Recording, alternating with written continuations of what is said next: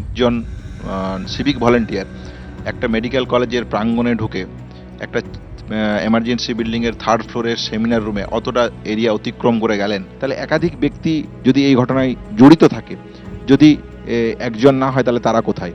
তখন এই প্রশ্নগুলো উঠে আসছে যখন নির্যাতিতার বাবা মা কোর্টের দরজায় দরজায়, হাইকোর্ট থেকে সুপ্রিম কোর্টের দরজায় দরজায় ঘুরে বেড়াচ্ছে, তখন আমরা বিচার ব্যবস্থার মানবিক মুখ কেন দেখতে পাচ্ছি না?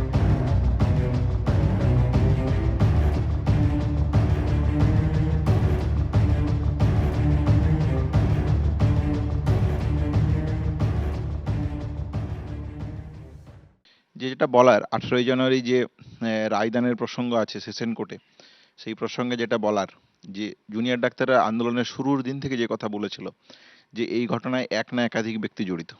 এই একজন যদি একুশড বর্তমানে সঞ্জয় রায় হয়, তাহলে বলতে হবে এই সঞ্জয় রায়ের মোটিভ কী ছিল, কী উদ্দেশ্যে তিনি একজন সিভিক ভলেন্টিয়ার একটা মেডিকেল কলেজের প্রাঙ্গণে ঢুকে একটা এমার্জেন্সি বিল্ডিংয়ের থার্ড ফ্লোরের সেমিনার রুমে অতটা এরিয়া অতিক্রম করে গেলেন।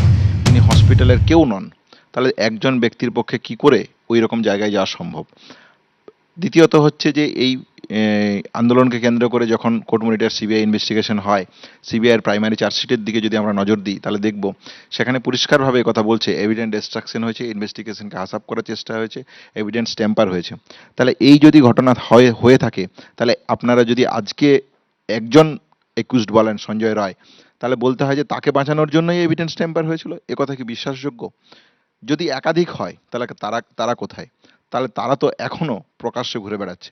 তাহলে রেপ এবং মার্ডারের মতন ঘটনাতে যদি প্রকাশ্যে এখনো খুনিরা, ধর্ষণকারীরা ঘুরে বেড়ায়, তাহলে এ কেমন বিচার? দ্বিতীয়ত যে জায়গার যে প্রশ্নটা উঠে আসছে সেটা হচ্ছে যে যদি আমরা দেখি যে কেন আমরা বারবার কথা বলছি যে একাধিক ব্যক্তি এই ঘটনার সাথে জড়িত।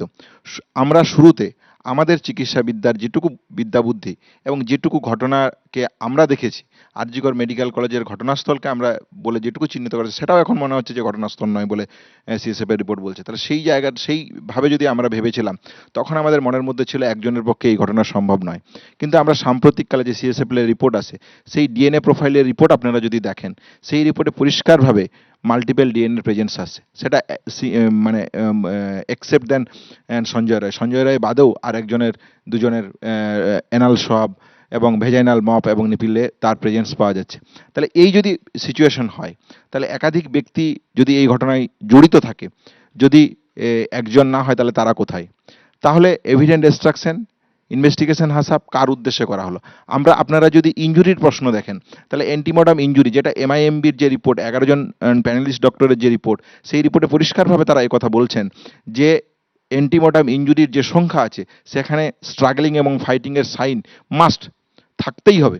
কিন্তু আবার ফরেন্সিক সিএসএফএল এর যে রিপোর্ট, সেই রিপোর্টে তারা বলছে যে প্লেস অফ অকারেন্স হিসেবে প্রাইমারি চার্জশিটে সিবিআই যেটা উল্লেখ করেছেন সেমিনার রুম, সেই সেমিনার রুমে তারা ফাইটিং স্ট্রাগলিং এর সাইন সেইভাবে কিছু পাচ্ছে না। তাহলে ঘটনাস্থল কোথায়?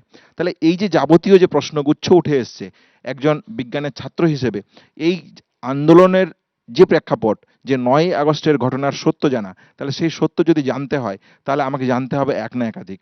আমাকে জানতে হবে যদি একজন হয় তার মোটিভ কি। আমাকে জানতে হবে এভিডেন্স ডিস্ট্রাকশন, ইনভেস্টিগেশন হাসাব যদি হয়ে থাকে, তাহলে কাকে বাঁচানোর জন্য হয়েছে। একাধিক যদি হয়, তাহলে বাকিদের গ্রেপ্তার করা হচ্ছে না কেন?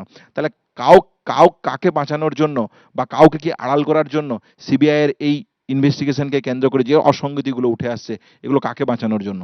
তাহলে এই জায়গাগুলো যদি পুরো একটা চিত্র, যে চিত্র আজ সমগ্র বাঙালির মনের মধ্যে আছে, আন্দোলনকারীদের মনের মধ্যে আছে, নাগরিক সমাজের মনের মধ্যে আছে, নির্যাতিতার বাবা মা আজ সুপ্রিম কোর্টের দরজায় দরজায় প্রাণ ভিক্ষা চাইছে। যে ভিক্ষা আন্দোলনের সময় সুপ্রিম কোর্ট সদপ্রণীতভাবে সুমোটো নিয়েছিলেন, তিনি বলেছিলেন বিচার করব। কিন্তু আজকে যখন এই প্রশ্নগুলো উঠে আসছে, যখন নির্যাতিতার বাবা মা কোর্টের দরজায় দরজায়, হাইকোর্ট থেকে সুপ্রিম কোর্টের দরজায় দরজায় ঘুরে বেড়াচ্ছে, তখন আমরা বিচার ব্যবস্থার মানবিক মুখ কেন দেখতে পাচ্ছি না? তাহলে এই প্রশ্নগুলোরকে কেন্দ্র করেই আমি ন্যায় বিচারকে দেখি। আমি মনে করি এই প্রশ্নগুলোর সামগ্রিক উত্তর যদি পাওয়া যায়, তাহলে হয়তো আমরা ন্যায় বিচারের দিকে এগোতে পারবো। যদি এই প্রশ্নগুলোর সামগ্রিক উত্তর না থাকে, তাহলে 18ই জানুয়ারি যাই হোক না কেন, আন্দোলনকারী ছাত্র হিসেবে আমার সহপাঠিনীর রেপ এবং মার্ডারের ঘটনাকে কেন্দ্র করে এই আন্দোলনের যেটুকু জায়গা থাকে, সেই জায়গা থেকে আমি সন্তুষ্ট হতে পারবো না।